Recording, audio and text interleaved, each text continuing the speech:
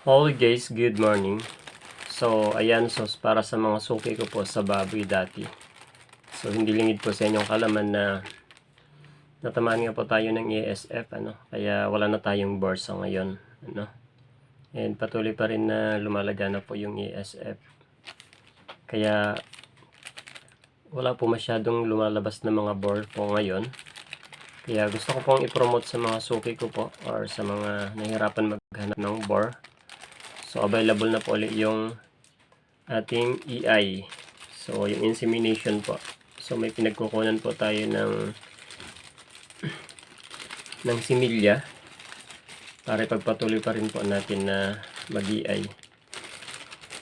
So, message nyo lang po ako mga madam and sir para papuntahan ko po kayo.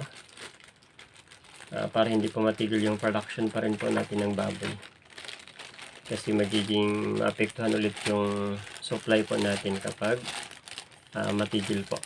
So, hindi po natin nahahayaan na pababagsakin po tayo ng ESF. So, gagawa tayo ng way. Yan, sa mga suki ko po, message nyo po ako, mga madam. And kahit yung mga hindi ko po suki na naghahanap po ng similya or insemination. Kasi masip po ito ngayon. Kasi hindi po dadalhin yung bor sa farm po ninyo. Bagkus yung similya lang po niya. Ayan, kita-kita po tayo sa aking yan box. And i-attach ko po yung number ko para pwede nyo pa akong tawagan. Ayan, thank you so much guys.